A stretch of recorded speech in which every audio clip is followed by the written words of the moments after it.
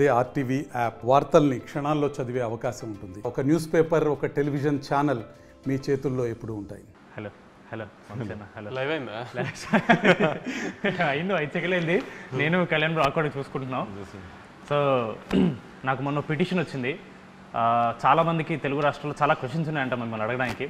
అది వాళ్ళకి ధైర్యం సరిపోక మ్యాట్కి పంపిస్తే మనోజ్ అశోక్ని మాట్లాడాను. వాళ్ళు మాకు ధైర్యం లేదు మామ, నువ్వే చేసుకొని నన్ను పంపించారు. సో ఈ క్వశ్చన్స్ నావి కాదన్నా, అడిగేది మాత్రం నేనే. నాకు ఈ క్వశ్చన్ సంబంధం లేదు. ఫస్ట్ క్వశ్చన్, అసలు మీకు మీడియా మీద ఎందుకన్నా కోపం అని ఉంది? మీడియా మీద కోపం ఏం లేదే. ఎప్పుడు అంటే మీడియాతో ఇప్పుడు నా Q&A సెషన్స్ కానీ నా ఇంటరాక్షన్స్ అన్నీ ఫన్ టోన్లోనే అవుతాయి. ఇప్పుడు వాళ్ళు ఏదన్నా ఎటకారంగా అడిగితే నేను వాళ్ళు ఎటకారంగా చెప్తాను, అంతే తప్పితే మనకేముంటుంది మీడియాతో విరోధం. ఈ ఆన్సర్ని అలాగే ఉంచుతాను. మీకేమనిపిస్తుంది, వంశీలకి మీడియా అంటే కోపం వద్దా లేదా? లేదనిపిస్తుంది. అంటే కొంచెం వాళ్ళతో ఆడుకోవడం ఇష్టం. లేదు అని చెప్పకపోతే నెక్స్ట్ వీక్ సితారో సినిమా లేదు, అదే కదా? అట్లే లేదు. లేదు మామ, అంటే కొన్నిసార్లు మీడియాని అప్రిషియేట్ చేసిన కానీ అట్లాంటివి కూడా ఉన్నాయి. బట్ కానీ ఎక్కువ తిట్టినట్టే ఉంటుంది అన్న. తిట్టినట్టే ఉంటుంది అంటే ఇప్పుడు వాళ్ళు అడిగిన క్వశ్చన్ కదా మనం ఆన్సర్ సమాధానం చెప్తాం. ఇప్పుడు వాళ్ళు ప్రేమగా క్వశ్చన్ అడిగితే మనం ప్రేమగానే సమాధానం చెప్తాం. వాళ్ళు ఏదన్నా వెరైటీగా అడిగారు అనుకో, మనం అలా వెరైటీగా చెప్పకపోతే అనవసరంగా మనం వాళ్ళకి దొరికినట్టు అవుతుంది. యాక్సెప్ట్ చేసినట్టు. ఇది నా క్వశ్చన్ కూడా అన్న, చాలా పర్సనల్ ఇంట్రెస్ట్ ఉంది. మొన్న బోనీ బాబాయ్తో ఏదో ఇన్సిడెంట్ ఒకటి జరిగింది. ఒక ఇంటర్వ్యూలో మీరు ఆయన్ని ఇలా డిస్రెస్పెక్ట్ఫుల్గా మాడారని ఇలా చాలామంది చెప్తున్నారు. అసలు అక్కడ ఏం జరిగింది? అసలు అది ఏం జరిగిందని పక్కన పెట్టు, జాన్వీ కపూర్ లాంటి కూతుర్ని కానీ ఆయనతో ఎవడన్నా గొడవ పెట్టుకుంటాడా? అసలు ఎవడన్నా గొడవ పెట్టుకుని కానీ ఆయన ఏమన్నా అంటాం కానీ జరుగుతుందా? అది కూడా ఆలోచించకుండా, ఆ కామన్ సెన్స్ లేకుండా మీడియాలో అందరూ నేను బోనీ కపూర్ గారిని డిస్రెస్పెక్ట్ చేశాను అంటున్నారు. అసలు కామన్ సెన్స్ మిగతా ఇష్యూ అంతా పక్కన పెట్టు, జాన్వీ కపూర్ లాంటి అమ్మాయిని ఫాదర్ ఆయన ఎవడన్నా డిస్రెస్పెక్ట్ చేస్తాడో చెప్పు. ఇంకా అర్థమైంది నీకు ఆన్సర్, ఇంకా దానికంటే ఏముంటుంది? కరెక్ట్, చాలా వ్యాలిడ్. కానీ ఒకటైతే నిజమన్నా, ఆ ఇన్సిడెంట్ జరిగిన తర్వాత బాలీవుడ్ మీడియా వాళ్ళు మీ గురించి చాలా నెగిటివ్ అన్నా సరే, తెలుగు రాష్ట్రాలు మిమ్మల్ని రేంజ్లో పొగిడారన్నా. ఇదైతే నేను అబ్జర్వ్ చేశాను. అప్పుడు మీడియాతో పాజిటివ్, అప్పుడు మీడియా అంతా పాజిటివ్ అయింది. అది అలా ఇవ్వాలి ఆల్సర్ చాలా మంది వెళ్ళారు. అదే ఒక పాజిటివ్ తీసుకుందాం మనం.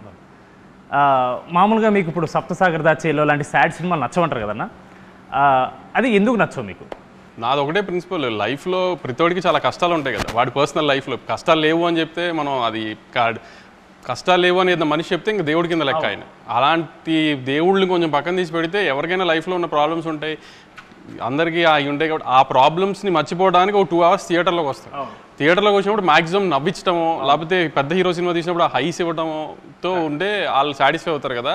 వాళ్ళని లోపలికి పిలుచుకుని కూడా మన కష్టాలు చెప్పి వాళ్ళని ఏడిపించడం ఎందుకు అని నా ఉద్దేశం. అంతే తప్పితే అవి నచ్చవు అంటే ఆ ఉద్దేశంలో నచ్చవు. అలా చూసుకుంటే జెర్సీ సినిమా is not all entertainment comedy ఉండే సినిమా కాదు.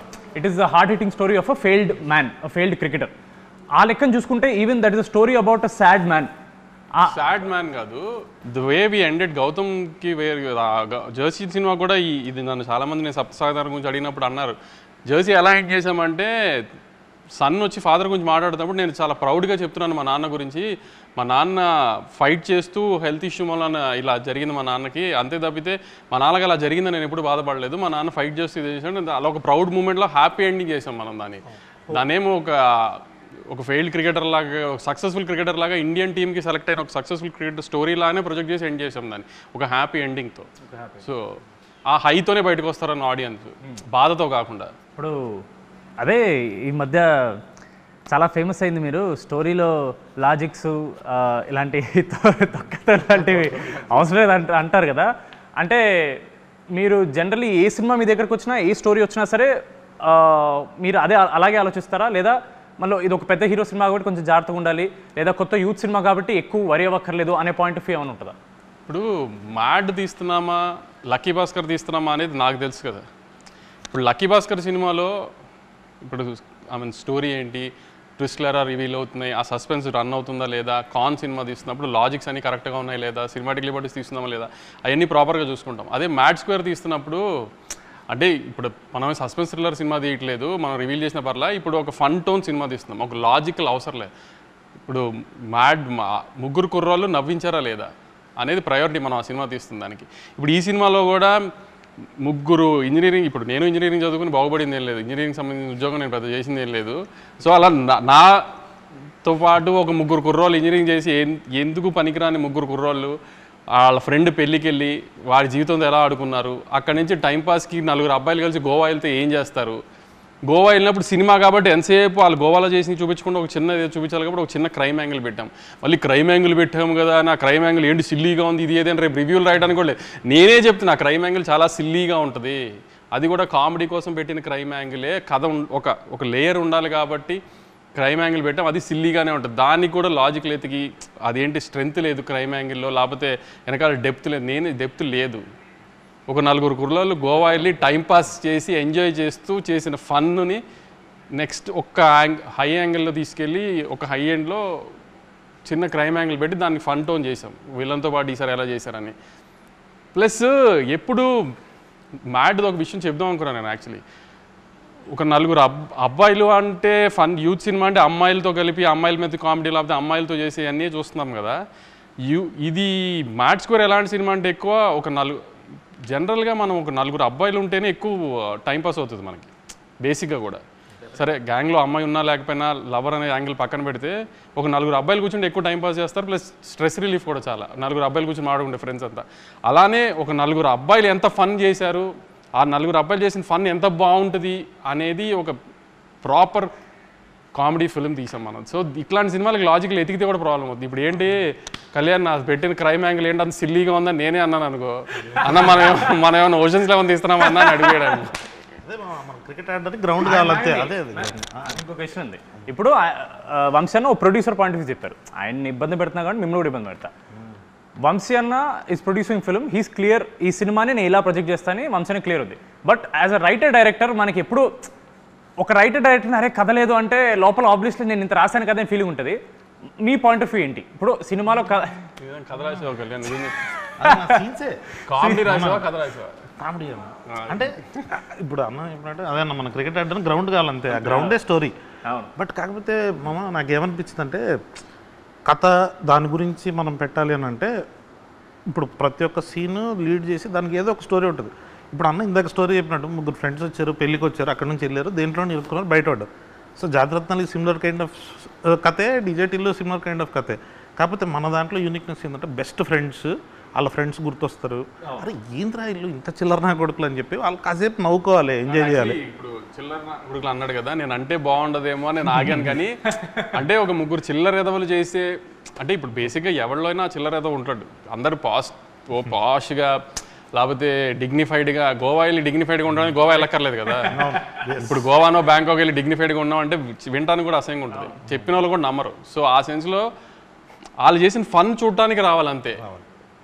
ఇప్పుడు మనం కొన్ని రియల్ లైఫ్లో ఉంటాయి కానీ అన్నీ మనం చెప్పుకుని 4 ఫ్రెండ్స్ మధ్యలో జరుగుతాయి కానీ మనం బయటకు చెప్పుకోలేము. అట్లాంటి కొన్ని 4 ఫ్రెండ్స్ మధ్యలో జరిగే కామెడీలు ఇవన్నీ అంటే గోవా వెళ్ళిందంటే ప్రతిోడు ఎంజాయ్ చేసేస్తాడు, అమ్మాయిలు ఇది ఏదైనా ఒక ఫీలింగ్లో ఉంటారు కదా ఫ్యామిలీస్ కానీ పేరెంట్స్ కానీ. అంత అలాంటిది ఏమి ఉండదు అక్కడ జరిగి చేసేది చచ్చేదేం లేదు అన్న ఫన్ యాంగిల్ కొంచెం లార్జర్ ఆడియన్స్కి చూపిస్తానికి ఒక ప్లాట్ఫామ్గా వాడే మ్యాచ్ స్క్వేర్ని. అది ఇప్పుడు మనకు తెలిసిందే ఎప్పటి నుంచో జరుగుతున్న the greatest war is between producers and reviewers.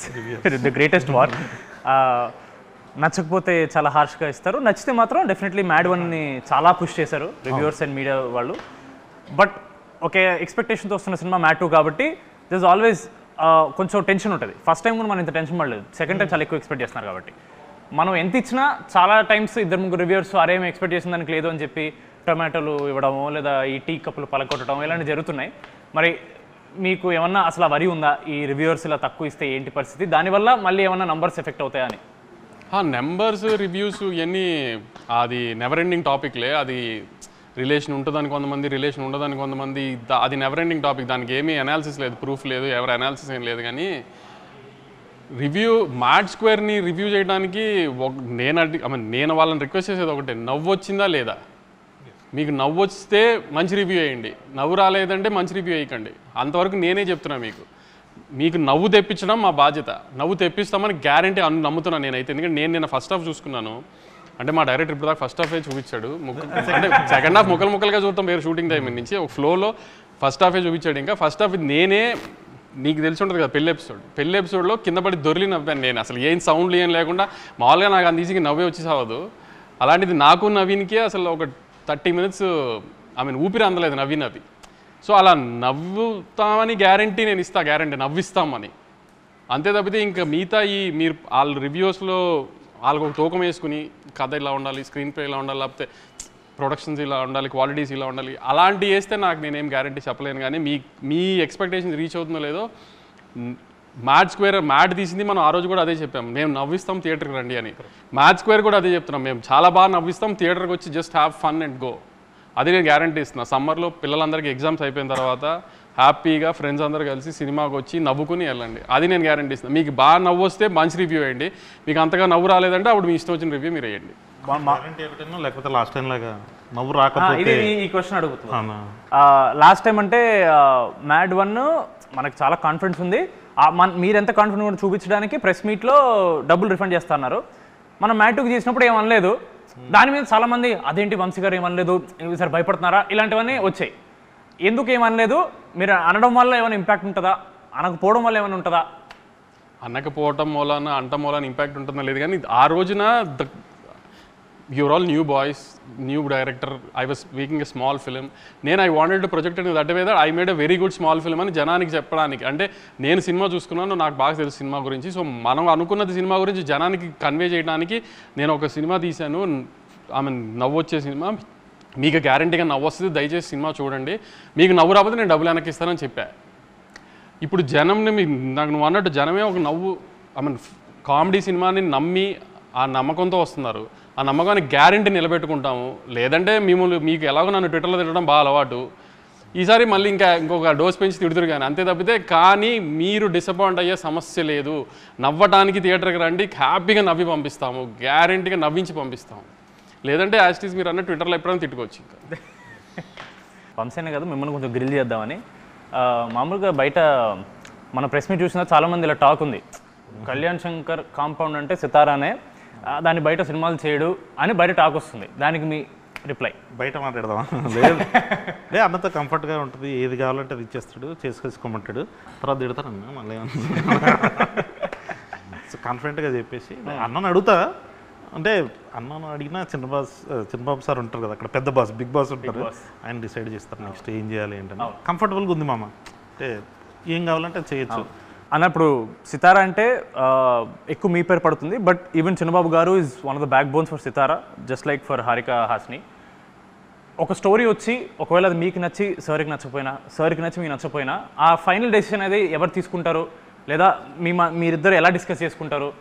ఒక స్టోరీని వచ్చినప్పుడు మీరు కాల్ చేసి ఇలా బాబాయ్ ఇలా స్టోరీ వచ్చింది బాగుంది అని అలా డిస్కషన్ ఏం జరుగుతుంటుందా?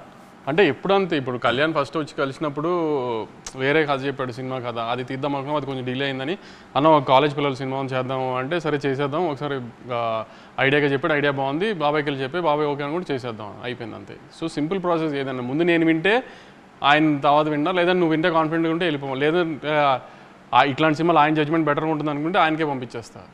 సో ఆయనే ముందు డెసిషన్ తీసేసుకుంటారు, తీసుకుందామా లేదా అని. ఒకవేళ డిసగ్రిమెంట్ అయితే ఆపిన సినిమాలు కూడా ఉన్నాయి.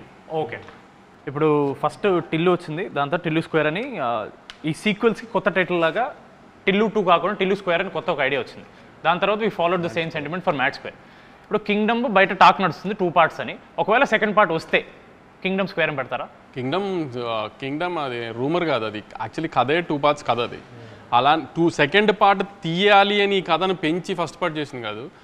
ఇక్కడ దాకా నాకు గౌతమ్ చెప్పింది మనం తీసిన సినిమా పార్ట్ 1 అండి, ఇక్కడ దాకా ఈ కథ, దాని తర్వాత పార్ట్ 2 అని దాని స్క్రీన్ ప్లే వేరు ఉందండి ఇది అని చెప్పాడు క్లియర్గా. సో అది స్క్వేర్ పెడదామా, కింగ్డమ్ 2 పెడదామా ఏంటి అనేది దాని రిజల్ట్ రేంజ్ చూసి దాన్ని బట్టి డిసైడ్ చేద్దాం. మనం సితారా పేజ్లో ఏ పోస్ట్ వచ్చినా సరే ఓ 100 పోస్టుల్లో 90 పోస్టులో వీడియోలు ఉంటాయి. అది చూసినప్పుడు మీకు ఏమన్నా ప్రెషర్ అనిపిస్తుందా అన్న? ఇప్పుడు మీరు సినిమా చూసారు ఇప్పటి వరకు చేసింది? చూసి ఎలా ఉందో అది? నాకు అడిగావు కదా కథలో లాజిక్లు కావాలి, ఇది అని. లాజిక్లు, స్క్రీన్ ప్లేలు, గ్రాండియరు, యాక్షను, ఇట్లా ఒక టిక్ బాక్సెస్ ఉంటాయి కదా రివ్యూవర్స్కి కానీ ఆడియన్స్కి కానీ ఒక ఇది అని. అట్లాంటి టిక్ బాక్స్లు ఎన్ని పెట్టుకున్నా కింగ్డమ్కి టిక్ చేస్తాం. అట్లాంటి సినిమా నుంచి అవి ఎక్స్పెక్ట్ చేయండి, ఇట్లాంటి సినిమా నుంచి కామెడీ సినిమా కామెడీ ఎక్స్పెక్ట్ చేయండి, లాజిక్లు వద్దు, కథలు వద్దు. సో డిఫరెన్స్ ఉంటుంది కదా. అలాంటివి కావాలి. అలాంటి రోస్టింగ్ నన్ను చేయాలనుకున్నా, డైరెక్టర్ని చేయాలనుకున్నా, కథల గురించి, స్క్రీన్ ప్లే గురించి డౌట్స్ అవన్నీ మే 30th పెట్టుకుందాం. మీరు ఎన్ని రకాల డౌట్స్ పెట్టుకుని వచ్చినా, ఎన్ని రకాలుగా మమ్మల్ని రోస్ట్ చేద్దామని వచ్చినా దొరకకున్నట్టుగా తీసాం ఆ సినిమాని. అంత హైలో ఉంటుంది ఆ సినిమా. సో అట్లాంటి డిస్కషన్స్ అప్పుడు పెట్టుకోవచ్చు. ఇప్పుడైతే నవ్వుకుంటానికి రండి, నవ్వించి పంపించే గ్యారంటీ మాది అది షూర్ హాట్గా చెప్తున్నాం. మళ్ళీ అది సితారలో వంశీ గారు ఇలా పర్టికులర్గా ఓన్లీ పెద్ద హీరోలతో చేస్తారనే క్లియర్గా మిత్ బ్రేక్ అయిపోయింది. కొత్త కొత్త హీరోలు వస్తున్నారు, కొత్త కొత్త హీరోయిన్స్ వస్తున్నారు, డైరెక్టర్స్ వస్తున్నారు.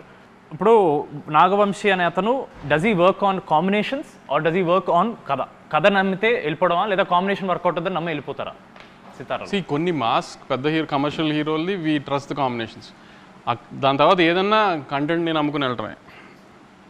ఈ లాస్ట్ 2 yearsలో అన్ని కంటెంట్ నమ్ముకుని వెళ్ళినాయే కదా అన్నీ. Even when we made mass film like Daaku Maharaj also content మీద, మేకింగ్ మీద, టెక్నికల్ వాల్యూస్ మీద ఎక్కువ స్ట్రెస్ చేసాం. సో ఏదన్నా ఈరోజు తెలుసు కదా రోస్టింగ్ ఎలా ఉంటుందో ట్విట్టర్లో, అందుకని వాటిలో ఎంత జాగ్రత్తగా ఉంటే అంత బెటర్ అనేది ట్రై చేస్తున్నాం.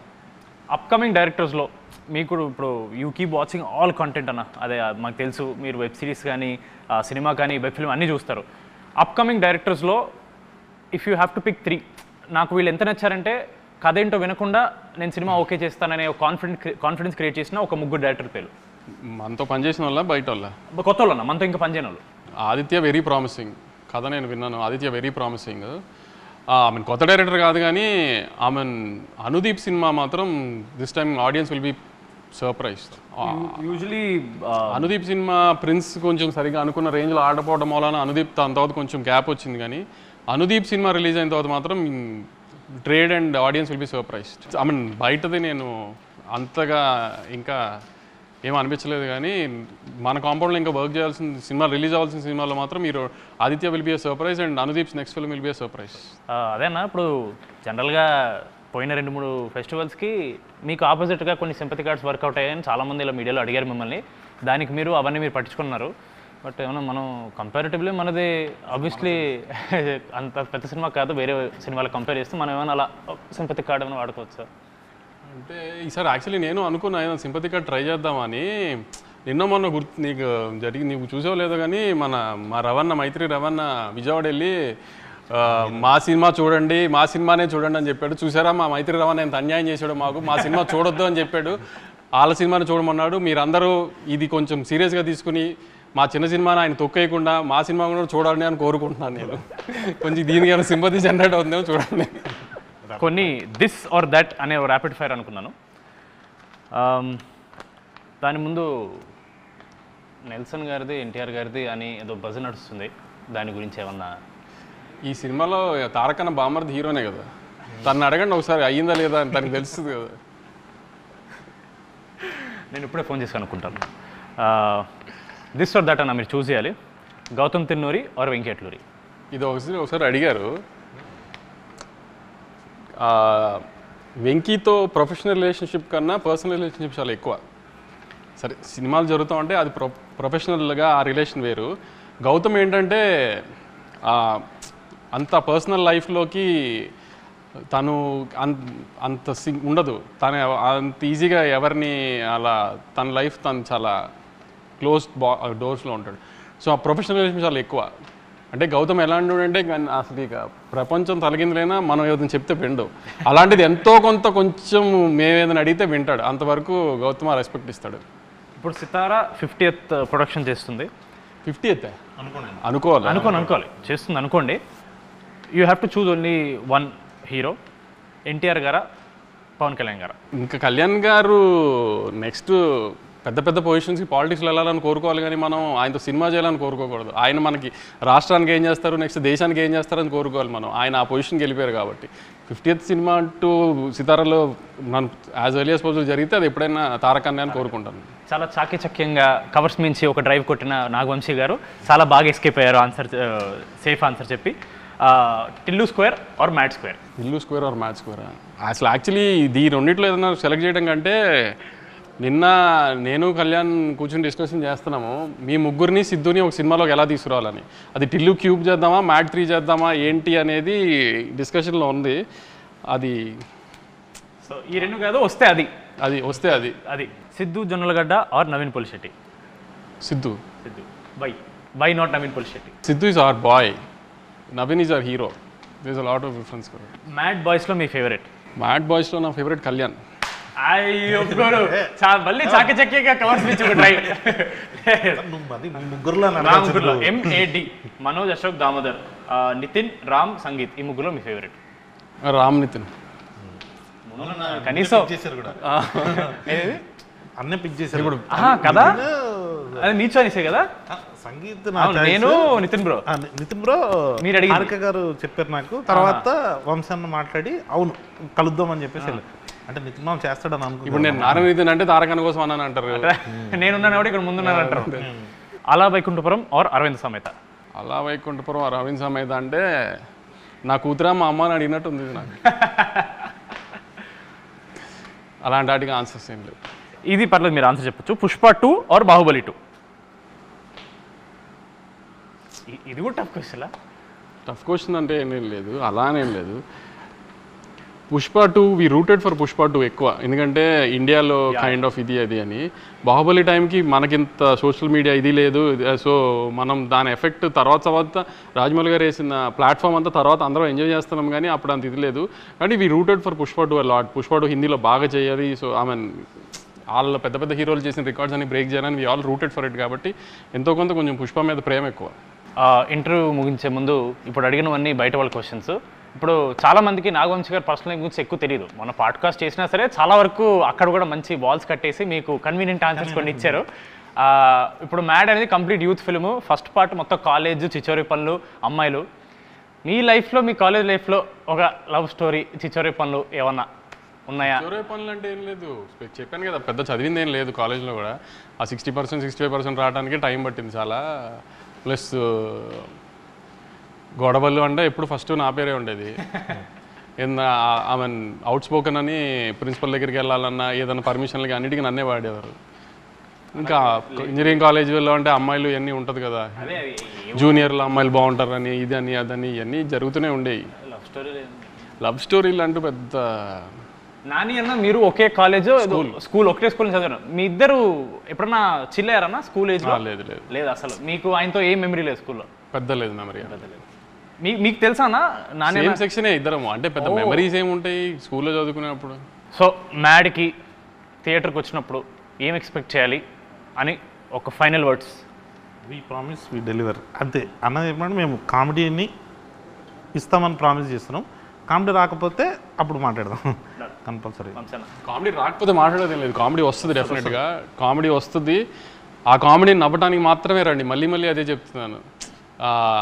చిన్న క్రైమ్ యాంగిల్ ఉంటుంది సినిమాలో, ఏంటి క్రైమ్ యాంగిల్ ఇంత సిల్లీగా ఉందని నేనే చెప్తున్నా. క్రైమ్ యాంగిల్ సిల్లీగానే ఉంటుంది, అది సిల్లీగా ఉండి మీరు నవ్వుకోవాలని అలా పెట్టాము. దానికి లాజికల్గా సీరియస్ టోన్లో పెట్టలేదు. ఇప్పుడు మనం ఏమీ రక్త చరిత్ర లాంటి తీయట్లేదు క్రైమ్ యాంగిల్ సీరియస్గా పెట్టడానికి. సో మనం సిల్లీగా ఉండాలనే ఆ సిల్లీ క్రైమ్ యాంగిలే పెట్టాము. అది సిల్లీగా ఉంటుంది అని, అంత సిల్లీగా ఉంది అంటారని కూడా నవ్వుకుంటారు కూడా. ఎందుకంటే మధ్యలో ఇండియానికి ఎవరు కనుక్కున్నారు, అమెరికాని ఎవరు కనుక్కున్నారు అని కూడా చెప్పాడు మొత్తానికి. సో అలాంటివి కూడా, అలాంటి చిన్న చిన్న సిల్లీవి కూడా ఉన్నాయి, అవన్నీ చూసి నవ్వుకోండి అంతే. లాజిక్లు ఎతకండి, మీరు నవ్వించే గ్యారంటీ మాది. దయచేసి థియేటర్స్కి వచ్చి నవ్వుకోండి సమ్మర్లో. జనాలు ఎవరు నవ్వుకుంటారు. డెఫినెట్లీ రివ్యూస్లో ఎవరో ఒకరికి మన సినిమా నచ్చదు, వాళ్ళు ఏదో ట్వీట్ మనకి మన సినిమా బాగాలేదని ఏదో పెడతారు. సినిమా రిలీజ్ అయ్యి సక్సెస్ మీట్ తర్వాత మళ్ళీ ఒక ఇంటర్వ్యూ పెట్టుకుని వాళ్ళ ట్వీట్స్ని మనం రివ్యూ చేద్దాం, మనం డైసెక్ట్ చేద్దాం. అప్పటి వరకు March 28th mad square only in theatres. మీరు ఒకసారి చెప్పండి. March 28th mad square. ఇప్పుడు దాకా నేను అదేగా చెప్పాను.